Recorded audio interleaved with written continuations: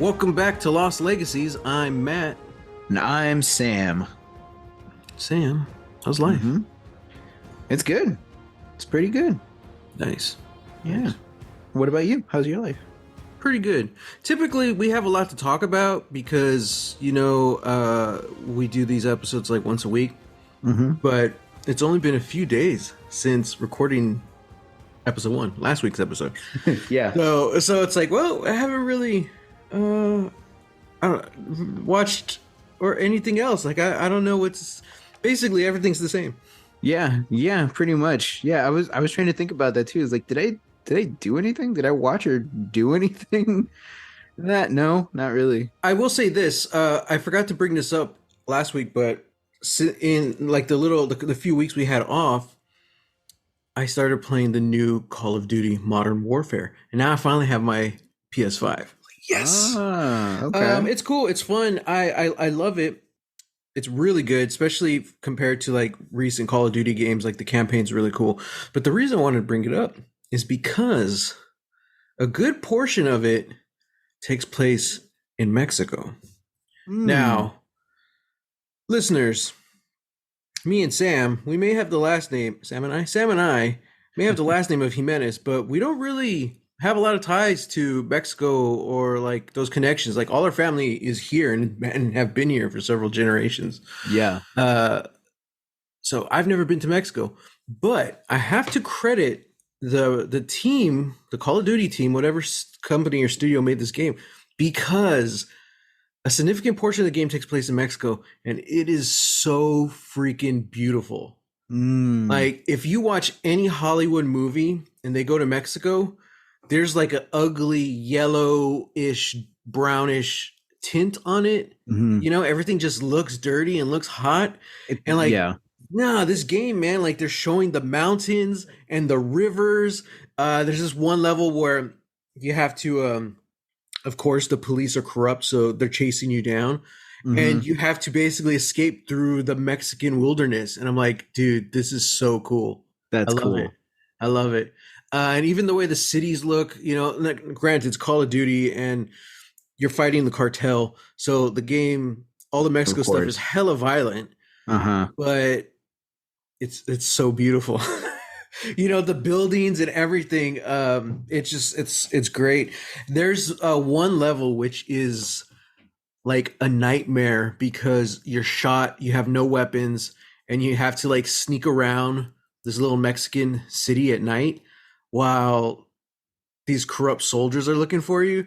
Oh, it's so terrifying. Like, yeah, it's great.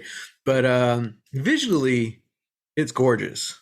But yeah, I just wanted to bring that up because, you know, that's you never see that. Same thing. I think we mentioned this because I know you didn't see it, but Extraction, the Chris Hemsworth movie. Oh yeah.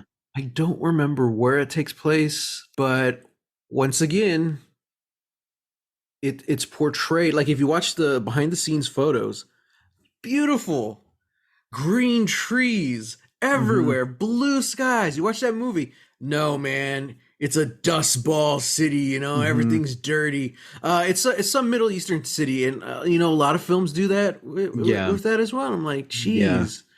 It actually Black Adam, the first trailer came under fire because that takes place in both Egypt and then like a fictional city within that country. And that first trailer has that terrible ugly it looks like I'm looking through a jar of pee is what it is. What it is. It had that filter on it. Well, fans were all up in arms about it. They're just like, of course, like it's gonna have this, but kind of credit where credit's due. They took that filter off of the movie. They even took it off like the next trailer. So in the second trailer, it looked a whole lot better. That's good. Moon Knight this year, that was one of the talking points that a lot of people had because a lot of that takes place in Egypt, and they didn't use that filter, you know, and they portrayed not only that, they portrayed they portrayed one of the cities like a metropolis, like it actually is, you know, and that's again, unfortunately, something that is unheard of in most Hollywood movies, most Hollywood productions. So I kind of think we're seeing a little bit of like a turnaround on that, and I'm happy I for think that. it's just people becoming more aware, you Mm, know, people becoming more aware of the choices they're making as far as storytelling goes. And something like that, like there's no monetary value out of it. Oh, we're gonna make this place look dingy. You know what I mean? Like I mm-hmm, could understand storytelling wise, you don't want your characters to feel comfortable because of the plot or whatever, yeah. but still, you want to portray something Mm-hmm, uh, at least somewhat factually, and I don't know. You just want a film that looks good. yeah. So now most movies they go through some kind of color correction process just so it looks better than what's actually shot. So either way you're going to do the process, just make it look cool, you know? Like, I don't know. Mm-hmm, It's weird, man. It's weird. Also, I don't know, maybe there's more people of color or they're talking to people from these places. They're working with them, you know, mm-hmm, to and they're actually listening to their input. Maybe that's what I'm hoping is what's happening. yeah. So now, you know what's very colorful? Arcane. So let's just jump into it and their crazy long episode titles. We're talking about episode 2 of Arcane. Some mysteries are better left unsolved. Jesus, what is this? A Fall Out Boy song? I know. God. Idealistic inventor Jayce attempts to harness the power of magic through science, but with disastrous effects. Meanwhile, it seems like no matter what happens, the lanes are going to war. Well, to jump off of where we left off last week, it turns out Little Man is not Jayce. Yes, Little Man is not Jayce. Little Man is actually Echo. Mm-hmm. Yeah. Oh, they named him right. Yeah. Yeah. Yeah. Hmm. Um, such a cool name, Echo. I know. I love that Even name. Jayce, like all their names are so cool. Yeah, everybody, yeah, everybody's got a cool name in this, Yeah. you know. So the episode starts off.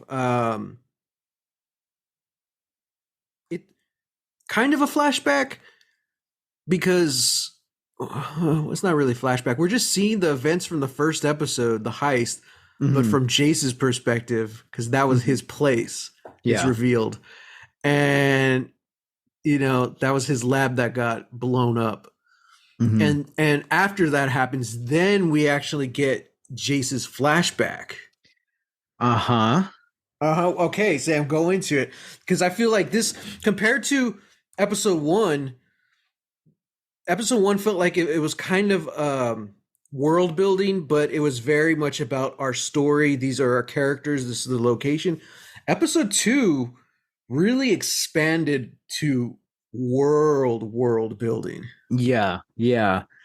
Yeah. And that was something that just didn't even occur to me. I feel like there's like a low element of magic in like the first episode. Mm-hmm. I think we can kind of construe that like the little glowing the little glowing like balls that powder has are potentially magical, like, but they never really like outright state that. Mm-hmm. So when we get to this part where we get into Jayce's flashback, it's like, oh no, magic is fully real. And we're Uh-huh. not and we're not talking about like, you know, like Harry Potter wave a wand, Mm-hmm. or even like Lord of the Rings, like I've got a staff and like maybe some light comes out of it or something like that. Like no, no, no, no, no. This is like full on. This is arcane Mm-hmm. magic Mm-hmm. in every sense of the word, because this whoever this is, this wizard, this person, whatever, shows up. Young Jason, his mom are trapped in a snowstorm.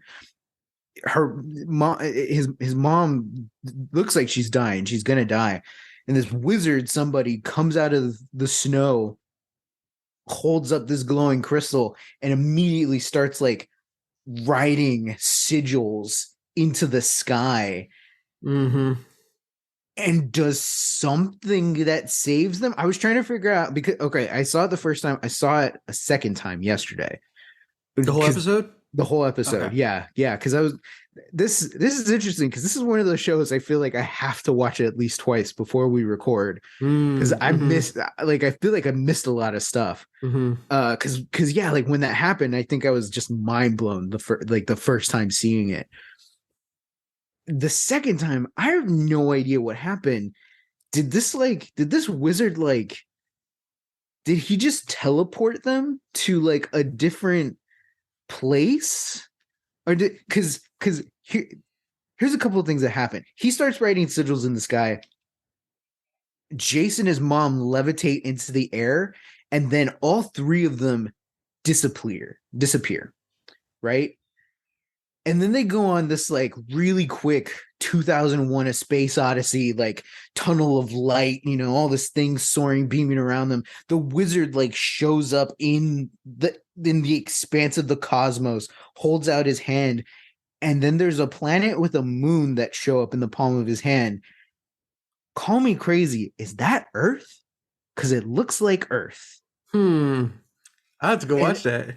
And then, because it's real quick too, like it looks like the planet Earth, and then it cuts back, and then Jason, his mom, and the wizard are in this beautiful, lush, sunny valley, no snow in sight, whatever. And I'm like, okay, did he transport them to just another place? Did he transport them to another planet? Yeah. Or Matthew, did he just speed up time so that the snowstorm dissipated and they're in the same valley, but it's a different season? Oh, wow. I have no idea. We have no idea. It could have been any of those. It could have been any of those. It could have been none of those. I'm so excited. And then it's, he like walks back and still holding the crystal, and we see the crystal just go inert. So there's no magic left in it. And he gives it to Jayce. And that right there pretty much just like sums up Jayce's whole character. And we can see from that moment on, this is why magic and his experiments are so important to him.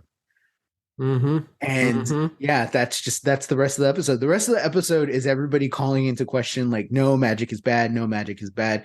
Magic did this. Magic did that. Magic almost killed my people. And then Jayce is like, but magic can save us. That's really interesting, especially for a fantasy setting.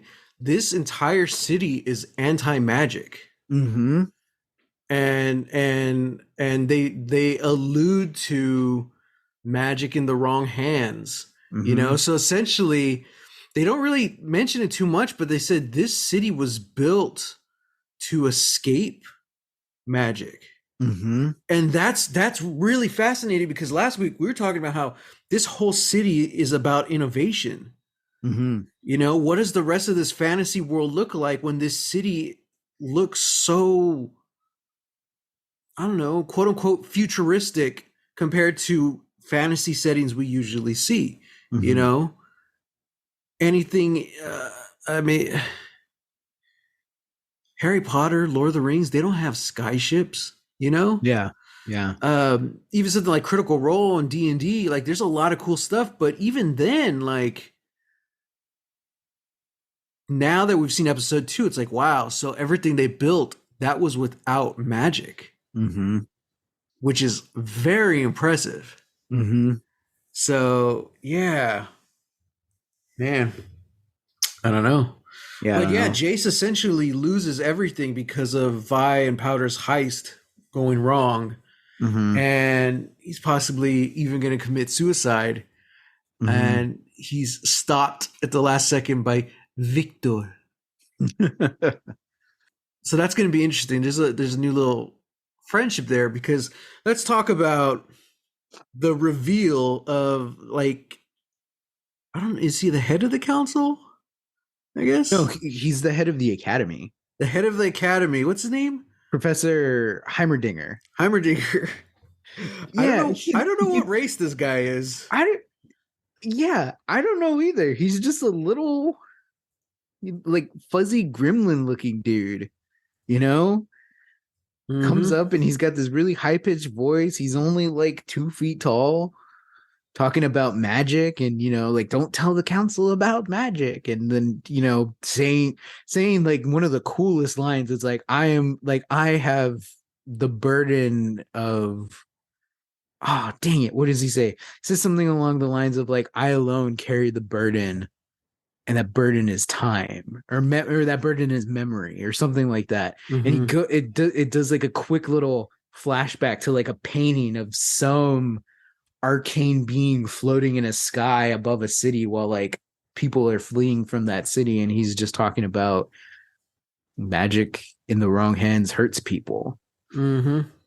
And that's essentially what everybody on the council is also saying too. Like like magic is dangerous. They also said that you're born with your arcane abilities, that you can't replicate it. Yeah. So that's interesting. So that's not. So that means that there's not even like in D&D terms. That means the world it's full of sorcerers, not wizards, because all wizards they need to learn and study their magic. Mm-hmm. So, Interesting. very interesting. Yeah. I'm really glad they saved this for episode 2 because that would have been a loaded, heavy loaded pilot episode. You know what I mean? Yeah.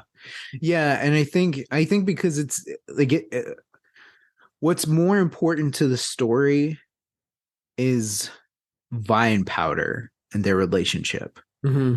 And that's the core of the first episode. They're the first scene we have together, they're the last scene we have in that episode.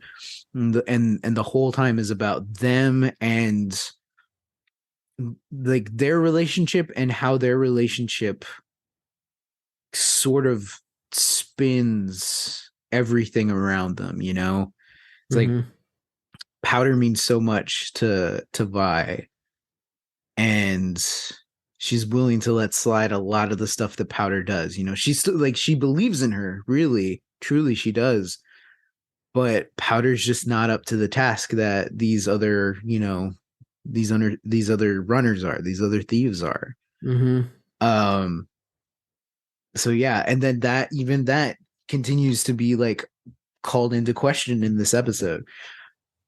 I love how the first scene that Powder has in this episode. It's where they're in their little arcade, and of course Oh yeah. there's Milo talking shit. It's like, oh, maybe next time just don't bring Powder on a mission. Blah blah blah. And Powder finishes plugging in their little shooting gallery, their Mm-hmm. little shooting gallery arcade game, and she Milo doesn't even play after that. It's like Yeah. Powder wipes the floor with him. She is Mm-hmm. a tremendous shot.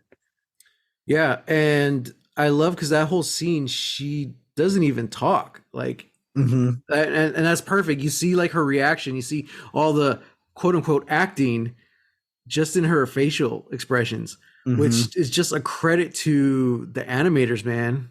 Yeah. Um, yeah, dude, it's nuts. It's so good. Mm-hmm. Mm-hmm. Oh man, I did start watching Bridging the Rift, which is the behind the scenes documentary, Mm-hmm. and that's a cool story. Once the show's finishes, I recommend you go check it out Mm-hmm. because there's definitely spoilers in it for sure. But yeah, it's such an incredible journey of like or not Riot Studios, Mm-hmm. and yeah, man. Um, I don't really know what else to like what to talk about or focus on. It's just it's the same issues. Everything with Vine Powder, it's the same issues from the first episode. It's just it looks like things are getting more serious. You Mm-hmm. know, like the whole situation's a powder cake and it's getting ready to explode. Definitely looks like the enforcers are going to enforce They're headed into the lanes. A Uh-huh. lot of the lanes wants to fight, but like Vander says, he's like, we've been here before, and we know what it cost us. Yeah. Yeah. And I like that. I like when he tells Vi, he's like, no one wins in war. He's like, who are you willing to lose? And I was like, yeah, that's a really good I don't know, point, I guess, because especially with people, everyone's willing to die for something. What are they willing to live for, though? And that's Hmm. something I've kind of been looking at in my later years, in my Oh, 30s, wow. going back and watching films and reading stuff. It's like, man, yeah, like everyone's young and ready to fight, ready to die for a cause, but it's circumstantial, of course. But like, what are they actually willing to live for? And in the Hmm. context of this, like, who are you willing to let die? Yeah. Because it's not just about yourself or sacrificing yourself. You don't know you're going to get that choice. Hmm. Who are you willing to sacrifice? Who are you willing to lose? And he brings up, Clagger, Milo, and Powder. It's like, yeah, yeah. Who knows, man? Like, there's a reason why he hung up those gauntlets. Hmm. Yeah. And it sucks too because like Vander wants to fight. He wants to kick these people's asses, but Yeah. there's a balance, Mm-hmm. and that he wants to keep as much blood off of his hands as possible. Mm-hmm. And And it's a protection thing. You yeah. can't, once you decide to fight, there's no more protection. You can't protect yourself. You can't protect the others. Like, Hmm. everyone is in it at this point. Yeah. So it's like, oh, man, you're either going to win or you're not. It's, oh, man, such a volatile situation. It's only episode 2. But that speaks to how great they set up everything in the first episode, and then this episode is just really it's a little like call and response to everything that happened in episode Mm-hmm. one. Mm-hmm. It's like, okay, like the apartment exploded. Cool. That was somebody's apartment. What were they doing? Well, they were doing this stuff. Like, okay, Yeah. cool. It's like, yeah, And how, yeah. no, go ahead. Well, yeah, just even like Victor, who's just a representative of the academy, like him stumbling into this idea of science, of this idea of harnessing magic. It's like, Mm-hmm. okay, the people who were funding Jayce, it's like they stood up for him in the council, but he kind of made a fool of himself. So they're like, okay, we want nothing to do with him. It's like, That sucked. That really yeah, sucked. yeah. It's like all of these things. It's a domino effect. Mm-hmm. It's like one simple mistake or one action has this chain reaction that just Mm-hmm. reverberates through the What's whole his last name? They mention it uh because they mention his family. They make hammers. It's like a hammer family. yeah. Is it Talus? Talus, Jayce Talus, I think. Jayce Talus, yeah. Yeah. So what's interesting about that whole story? Like, I loved all the Vi and Powder stuff and everything in the lanes, but like I said, it was just building up on what we had already established in episode 1, Hmm. and I feel like next episode, like, you can't just keep building. Like, something's gonna have to happen. It's the powder keg is gonna blow up. Yeah. But with Jayce, it's really setting up. It's doing the same thing, but it's setting up the above world. It's setting up Piltover, Hmm. which is really cool. And you're seeing more of the political side of it and the whole anti magic side of it. And they I love the council. Like, they're just so diverse and so stuck up, and snobbish. But they really do a good job in, like, how they set it up and how, what's the name? Heimdinger? Heimerdinger? Heimerdinger. Heimerdinger. They build him up to be this caring, like, nurturing, kind of paternal figure, but he draws the line and he takes a stand. He's like, no, you can't do this. Hmm. Um But then there's the girl. I don't remember her name. The girl in the council that they focus on, who says she wants something that'll stand out. She wants to change the world and stuff, and she's Mm-hmm. really intrigued by Jayce's theories about science controlling or harnessing magic. Mm-hmm. So they set that up. They purposely put her in the story. Same way they purposely put Victor in the story. And then by the end of the episode, we see him and Jayce kind of have like an understanding right now, you Mm-hmm. know? Mm-hmm. So it's really cool like that they're planting the seed, like they set up the world, but they're also planting the seeds of, I don't know, what can come to pass, you Mm-hmm. know, because we'll have to see what actually goes through. Uh, but then at the same time, like the patron family, they toss Jace aside, you know. Mm-hmm. You know, Well, except for their daughter. yeah, the daughter loves him. She's what's her name? I think it's Caitlin. Caitlin. Caitlin, you could tell, you know, she just has nothing but love for this guy, and she even says that like, um, your name's no good anymore, so they don't have any use for him. You know, it's like, oh, that sucks, man. You know, Mm-hmm. because they had a cool relationship. Um, but then on the flip side, he's making these new relationships, or that he made that new relationship with Victor. Mm-hmm. But we also know that other councilwoman, she's got the wheels turning now. You know, Uh-huh. we already knew she was looking for something revolutionary, and that just so happened to be the day of Jayce Talus's trial. You Mm-hmm. know, Mm-hmm. so we're gonna see what comes of all of that. I'm like, this is cool. So this is like the opposite of a revolution, you know, and this is something, I don't know, maybe to me this is like what you would hope comes after a revolution. You know, you build a society and then you can see how strong and how far you can take it. Mm-hmm. Mm-hmm. But also, I mean, these are scientists, and if I've learned anything about scientists, they always create the things that try and kill us in the movies. Uh-huh. Uh-huh. It's true. Or if they don't create it, they're trying to harness something that ends up killing us all. So Mm-hmm. Mm-hmm. Speaking of which, that one guy under the lanes.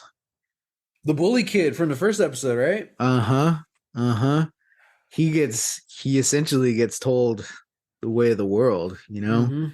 It's not about who's born stronger or smarter or faster. It's all about those who are willing to take power when they see it. It's Mm-hmm. like, man, what a worldview that guy Yeah. has. But I mean, yeah, and he gives that kid a Deckard. He gives the kid Mm-hmm. Deckard that serum that looks like it's turning him into a beast, and we don't see what happens with that. But Yeah. It kind of reminds me of Dr. Jekyll from, no, it reminds me of Mr. Hyde, but from the League of Extraordinary Gentlemen. a little bit, yeah, Right? The way he's kind of all deformed. Yeah. yeah, Yeah. Yeah, man. Oh, man. lots of wheels turning here. Lots of wheels are turning. Um, yeah, we already saw a divide because, you know, Vander, he kind of gave the little speech how we everyone needs to stick together. We'll get through this together. And then, like, a lot of them left, you know, because a lot of them want to fight, you know. And I Mm-hmm, was like, oh, jeez. mm-hmm. I don't know. So with Lost, I usually ask Sam for theories and predictions. So, Sam, for Arcane, we didn't really talk about this last week. Do you have any theories or predictions Oh, for the oh, geez. next 7 episodes? 7 episodes? This is 9 episodes? Yeah, it's 9 episode season. Oh wow. Okay. Man. Well, obviously, just because of the way this episode ended, Vi gave herself up to the enforcers. That that I don't think that necessarily is gonna spell trouble for Vander and the lanes. At least not right now. I mean, it seems like the right thing to do, you know? Yeah. The Yeah, question is because like, the Vander's, heat is on, you know, yeah, exactly. and and it's like Vander's being put in the spot where it's like all the lanes want to fight because the enforcers are messing with everybody. They're messing with their town. And that one guy in that bar, he even says, it's like, you just want to protect your kids. Vander's like, I want to protect all of us, but it's like, yeah, it's true. So yeah, it's kind of like Vi sees a solution, it's like, if this means we don't have to go to war, then she's gonna take it. So it's like, well, damn it. So yeah, we left off. The enforcers are potentially going to take Vi. And I was thinking about that. And I think, obviously, I think some sort of like prisoned reprimand is going to happen. Mm. But a part of me also kind of feels like, just because of the way this is setting up, what little I know about this series is that I feel like they're setting up a lot of character interactions or like character relationships to just like not just for the sake of storytelling, but they're setting them up now so that when there is a confrontation later, it's gonna hurt. And I feel like this is a real big act of love on Vi's part, because she doesn't want anything to happen to Powder. More than anybody, she doesn't want it to happen to Powder. Right. And I think this is potentially something that's going to come back and blow up in her face. Because this. Speaking of a powder keg. Yeah, exactly. Because it's like, if this doesn't radicalize Powder, what will? Yeah. This is the one positive relationship that we know of that she has in her life, and now it's going to be gone. Yeah. So what does that turn you into? Oh man. Yeah. And because Vi's going to be reprimanded to Piltover is still cushy, and it's still, it's the upper city. It's all the up and ups. Like, depending on what happens to her, it might be a better situation than whatever she would have in the lanes, And so I feel like if and when these characters meet again, that's going to come up as well. Yeah. It's like, you left. It's like, no, I gave myself up. It's like, yeah, but you still had, right, a good life, whatever, so it's like, yeah. And it's a cool, it happened very quickly, but it's a cool little character growth for Vi, because now she understands, like, oh, she's seeing like what it is to lead. And that was the whole talk Evander had with her. Who are you willing to lose? And that's when she realizes, like, oh, I'm not willing to sacrifice these people. It's got to be me. Yeah. So she went from being idealistic and we're just going to do this heist because we can, and we want to we just take it for ourselves and get back at Piltover.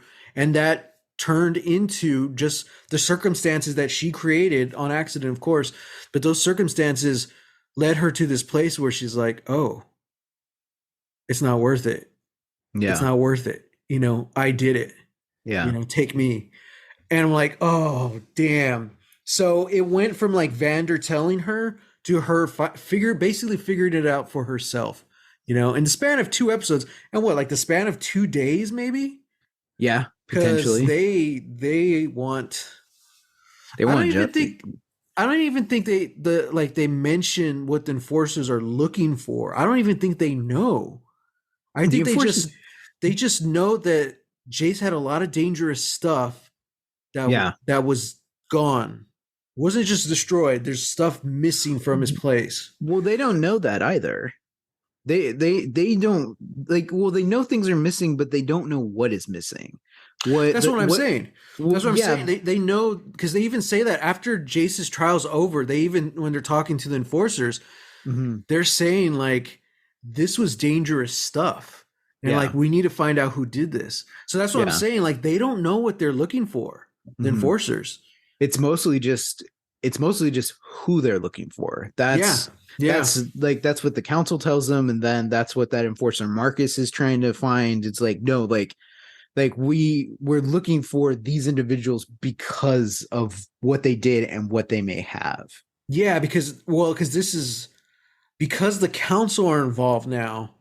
It's the utmost importance. This isn't like, oh, some rich kid got robbed and we're trying to figure it out because we have a grudge to hold against the Lanes. No, this is like Jayce was working on stuff that could potentially harness magic, Yeah. which is from what we've told and what's been established in this world is a devastating power. Mm-hmm. So when they know that there's even a slight chance that Jayce had something extremely dangerous taken, that's when they're like, no, you go, whatever it takes.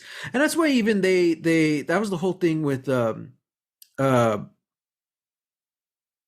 don't remember the character's name, but I do remember the actress's name, Shore Agdashlu. I did Ah. look it up. Mm-hmm. Her character, she's being like a law enforcement, she's doing her job, but the council is pressuring her to do more, and that's why like the second in command guy, the jerk, he keeps speaking up, Mm-hmm. and like overstepping over Yeah. her, because like they realized that this could potentially be dangerous, and that's all the excuse they needed, you know, Yeah. Yeah. and it's all they don't know, but it's all sitting in a little girl's pocket. Mm-hmm.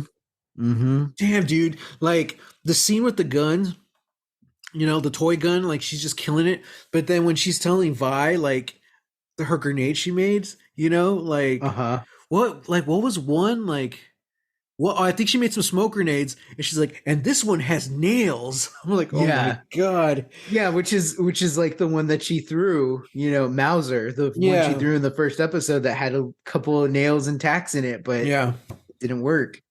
But Vi yeah. keeps telling her, one day they'll work. I know they Hmm. will. I'm like, yeah, I feel like you're right, Vi. I think you're Yeah, right.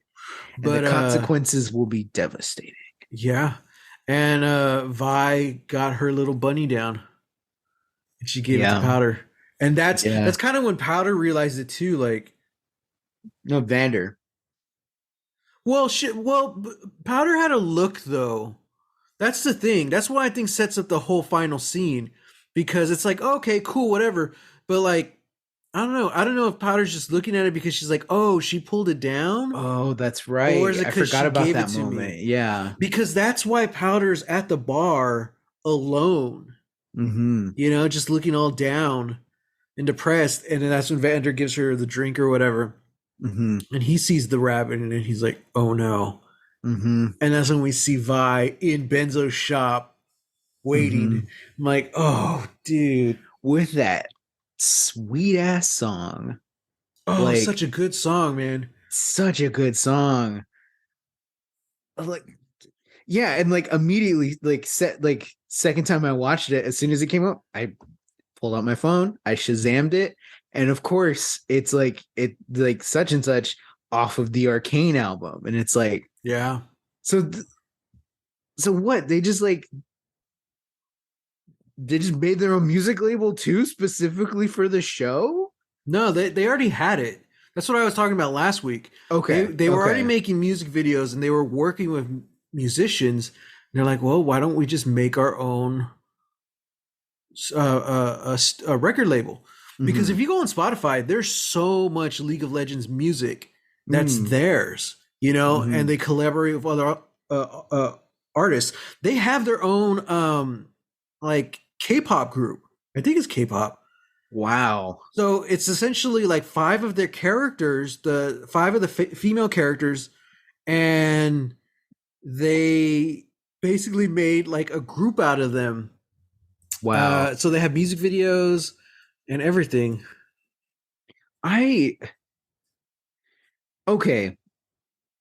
I need you to help me out here because the whole time I was watching this episode, from the beginning with the cool wizard riding in the sky, all the way up until the end, I'm like, how, how much of this is in League of Legends? Nothing, not a damn thing. None of it. None of it. Literally just the characters of Vi and I don't even Jake. know. I don't even know what characters are in there. I know there's more. I want to say there's somewhere between I want to say there's 6, maybe more. 6 characters in the show that are also in the game? No, it might be more. I don't Okay. know. I don't know. Cuz no spoilers or anything. I Sure. think I could be wrong. I think each episode has a flashback for one character.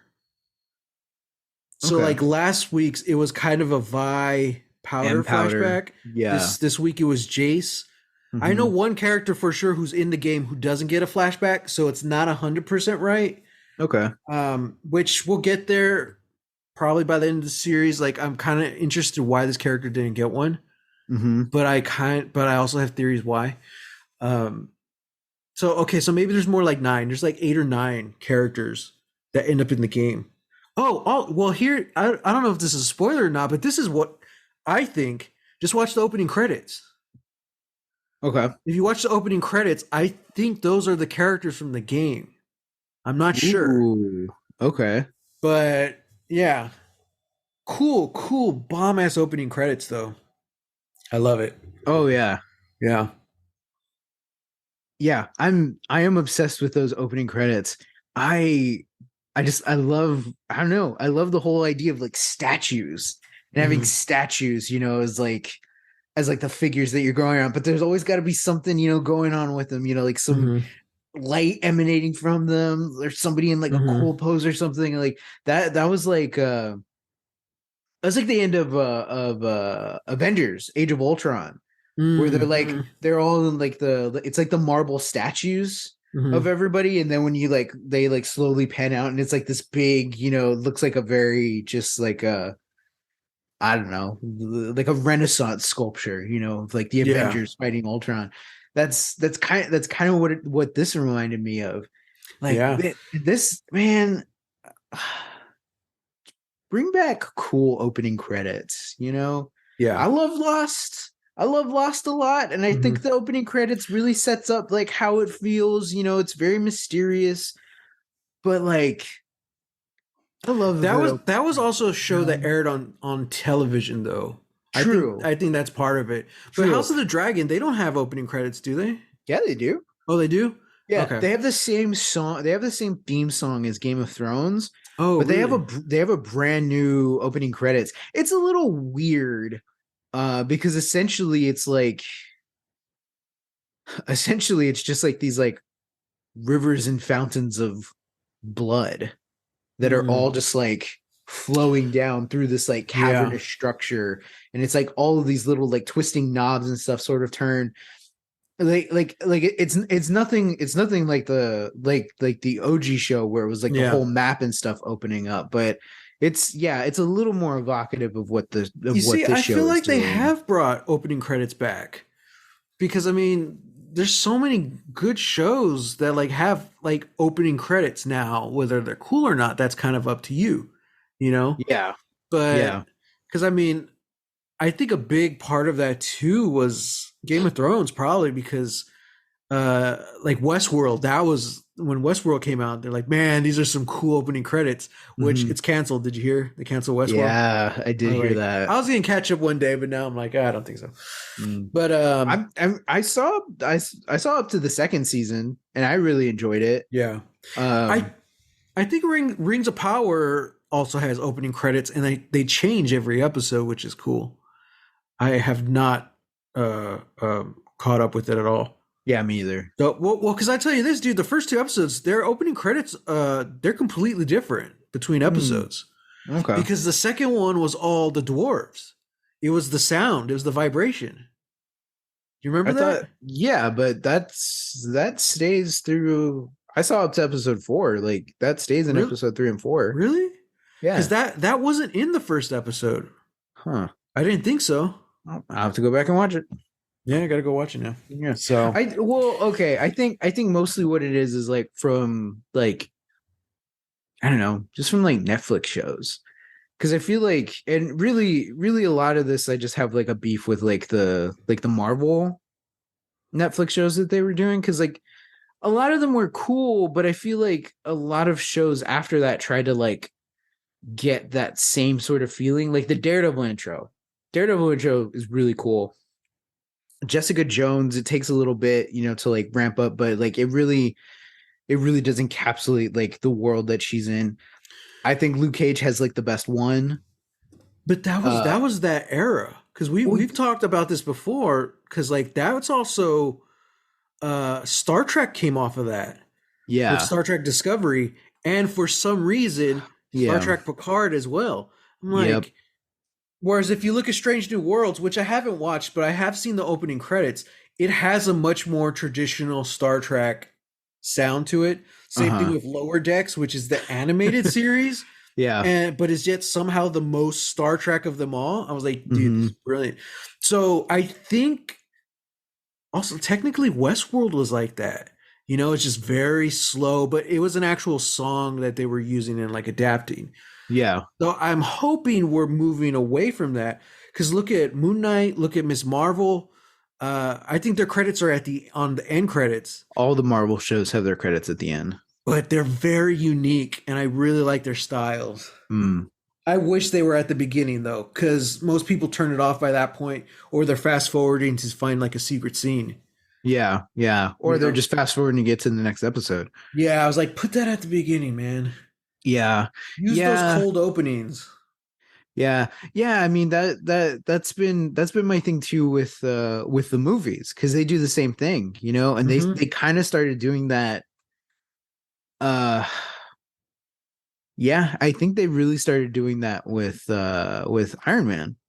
Like from the Yeah. beginning, like they've always had like their credits, and like yeah, like it's cool, like we want to get into the story, but yeah, like I don't know, I miss having those cool intro credit scenes, and I'm not talking like a Bond theme. It doesn't have to be like a Bond Although those opening. are pretty rad. Those are really rad. But yeah, just like I love a good opening credits. Yeah. Yeah. Like I have mixed feelings over the Black Widow movie, but the opening credits, they pull you in, man. I was like, Exactly. dude, I was like, when I sat Exactly. down through that, I was like, what the hell am I watching? Yeah. It's Oh, very moody, but it sets the tone. I'm it's like, so dark too. You're like, it yeah. really sets the tone of the film. And I'm like, Yeah. oof. And I'm like, okay, this is pretty cool. We're in it. Yeah. Whether Yeah. the film keeps that tone or not, I don't know. I know a lot of Yeah. people are mixed feelings over that movie. Mm. I enjoyed it for what it was. It's debatable if it keeps that tone. I don't think it really needed to, but yeah, I enjoyed it. I really like Black Widow. Yeah.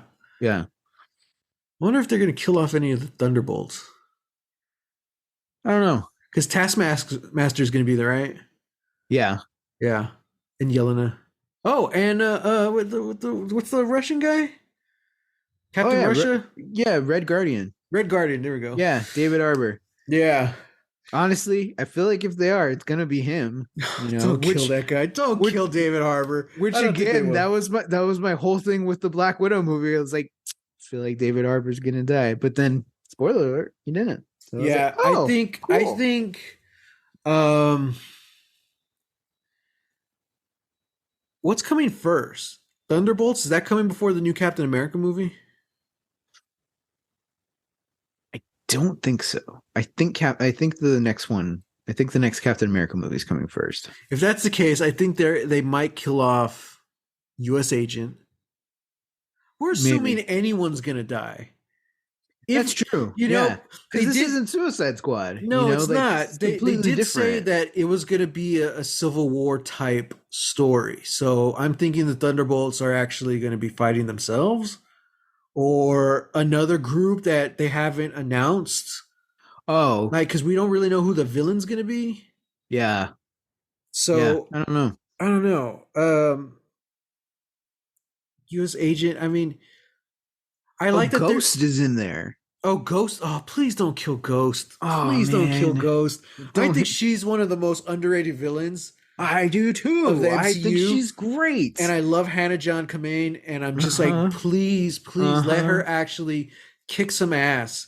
Uh-huh. If you ever watch Killjoys, which I think eventually we'll get to on this podcast, because I know how much you want to watch, you will Uh-huh. see how badass this woman is. And oh, yes, just, yeah. Yeah.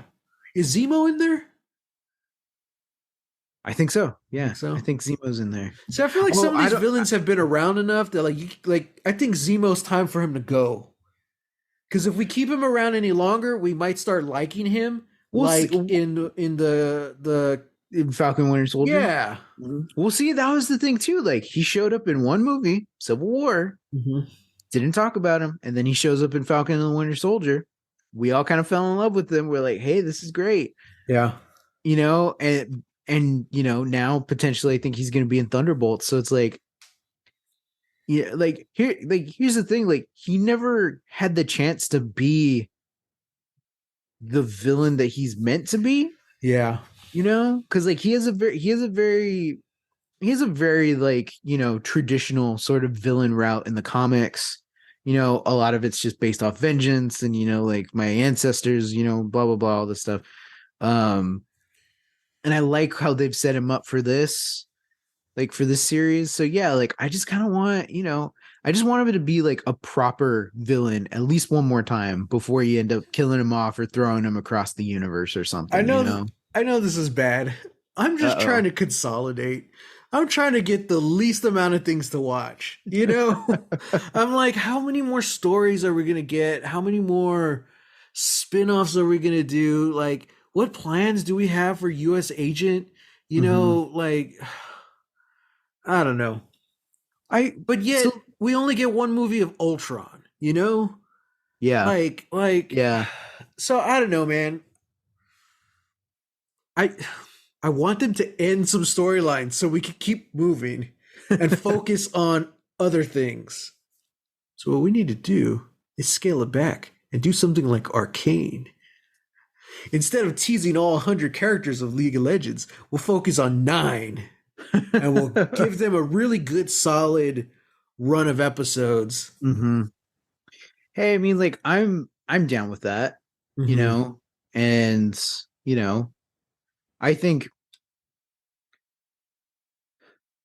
there's a whole other conversation entirely because I want there to be like a rejuvenation of long form television, but like per season, you know, I want like minimum 15 episodes per season, 15, 16 episodes, you know, depending on the show, you know, that's because it's like, part. like we're like you said it yourself, like Arcane 9 episodes. It's like, well, dang, you know, it's like Game of Thrones. They're conscripted to 10 episodes. Most HBO shows are conscripted to 10 episodes.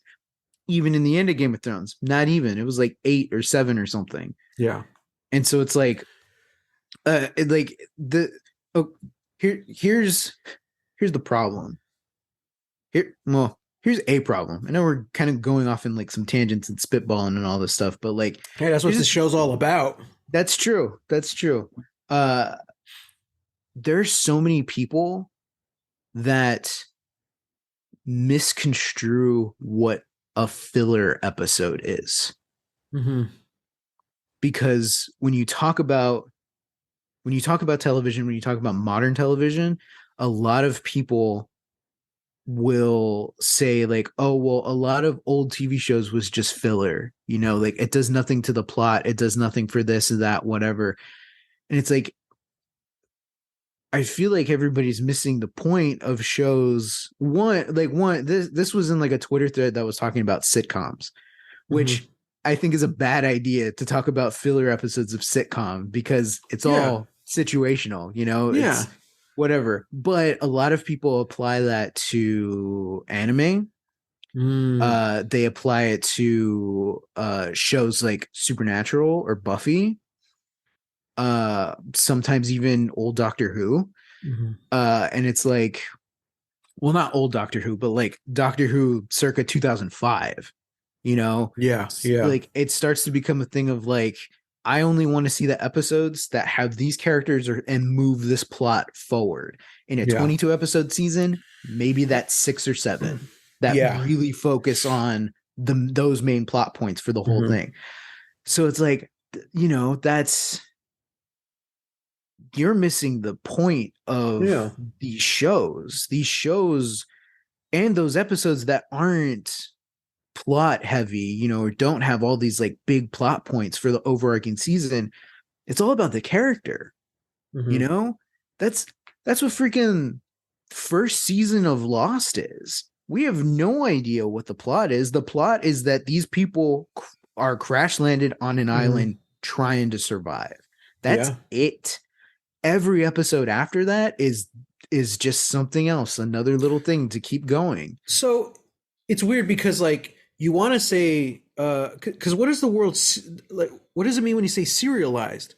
Because that typically means a show that it's something new every week, right? Yeah. So Lost is not serialized; it's episodic, or is that backwards? No, wait, that I think that might be backwards. You see, because when they talk about serials, they serialization, you're talking about like Friends, you know, those kind of like shows that they become serialized once it hits like episode 100, and then you Mhm. could just keep playing them on whatever channel. Oh no, that's syndicated. Oh, that's syndication. Okay. That's syndication. Serialized, I think, is something more like Game of Thrones or Yeah. Arcane, where it's like we have X It's amount of just one episodes. big It's one, story. Yeah. yeah, it's one big story for the season. See, because You that's the know, thing. Like, you can't have a filler episode in Friends. You can't have a filler episode in Star Trek: The Next Generation. mm-hmm. You know what I mean? Well. That's the thing, though. That's the thing that a lot of people are misconstruing is that Yeah, they don't get it. those old Star Trek. It's like it's it's all filler. There's not really a huge, big, overarching plot. There's a plot maybe at the beginning Yeah, of the because season the and at the story end because is the story's about about them. yeah, and even then, it's not even the character arcs because although you know they do get character arcs and journeys throughout the show, Oh yeah, it's a day to day on the starship. yeah. Deep So Space that. Nine's a little different because it does get more heavy into the overarching story. Mhm, But yeah, mhm, man, like SWAT, you know, mhm. sure, there's usually one main antagonist a season, and there's kind of like an overarching story, and each character has a little arc through the seasons. But still, when you're looking at a show that's 16 plus episodes, most of them by those standards are quote unquote filler, you Yeah. know, and it's anything. And going back to like what you were saying about shows, like I don't understand. You have something so expensive, Game of Thrones, Arcane, Mandalorian, so you only do X amount of episodes. And then you Mhm. have shows like SWAT, Law and Order, I don't know, something else, Criminal Minds, 20 plus episodes. Mhm. That budget is a lot cheaper per episode. Mhm. Why can't there be something in the middle? You know, Yeah. why can't you just focus on good storytelling? You Mhm. know, I'm a fan of the MCU. I'm loving everything they're doing.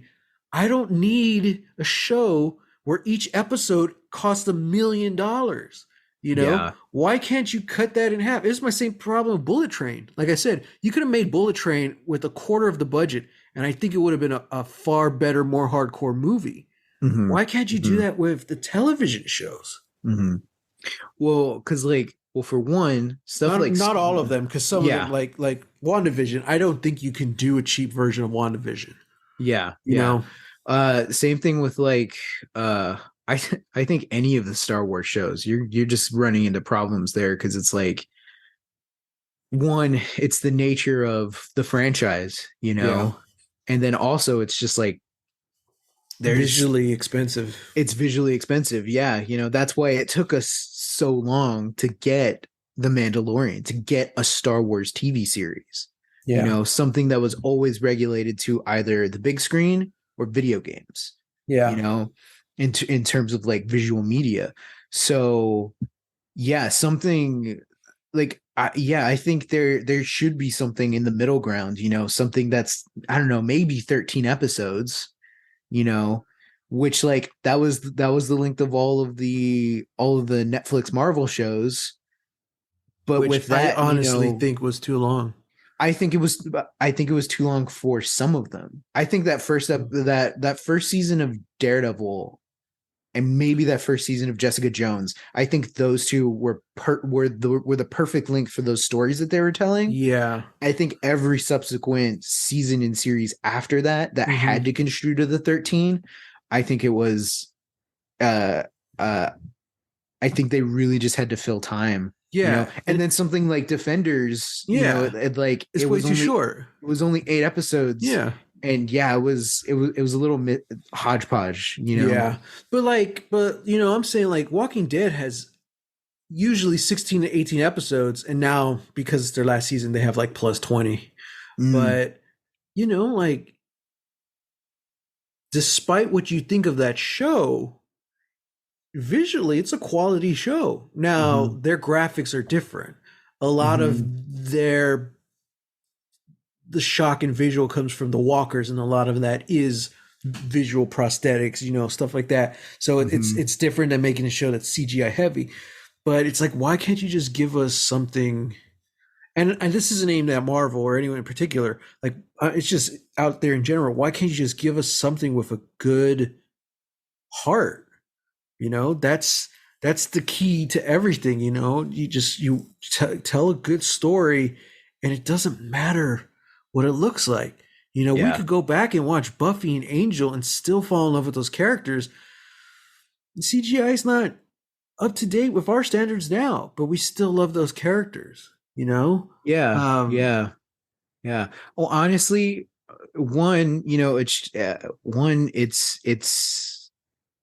it's the nature of the business right now, and also it's like it's the studios that are putting this stuff out. I mean, Star Wars and Marvel is Disney, yeah. and from what we're seeing a lot of the time is that these shows are being made a certain way that rely very heavily on the unfortunate like rapid editing of VFX, where it's like, hey, we did a script change last minute, so we did a quick reshoot of this, and now we need those effects, and those effects need to be turned in 2 weeks from now, you Mm-hmm. know? And yeah, like it sucks, because we've gone past doing a lot of things practical and gone to things becoming more VFX heavy. And that's where the money is going. The money is going into, these, you know, and the thing is like older movies used to just have two or three VFX houses Mm-hmm. doing their effects. Now that work is being split up to like 15 to 20 different VFX houses working on one particular shot or a couple of different shots, and all that stuff. Is like, Yeah. yeah, there's so much of that going on that it's like, yeah, that's that's where all the money's going. Speaking of which, behind the scenes of Arcane, they basically created their own animation studio. Damn. So they had been Damn. working with a company. It's a French company. I think it's called Fortiche. Mm-hmm. Fortiche. Fortiche. I think that's how you say it. Mm-hmm. Amazing, amazing animators. And so when it came to doing the show, they're like, we got to use these guys. They had done shorts, they had done music videos, they had never done like a full series. Mm-hmm. So, and they said, well, basically, we're gonna have to make our own animation house to do this. Hire, I want to say like 100 people, 200 people. Damn. And it's crazy just listening to them talking about the whole process, because these two guys working for Riot, they had the idea. They're like, okay, we did this, they made the Jinx music video and that blew up. Okay, let's try this. And then they said, well, what's next? We're already telling these visual stories. Do you think we can do something with actual, like, tell a story?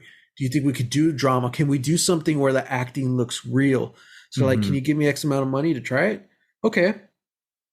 And it worked. So they're like, okay, can you give me X amount of money to try something a little bigger? So they did like a fight scene and it looks cool. I was like, okay. And they're like,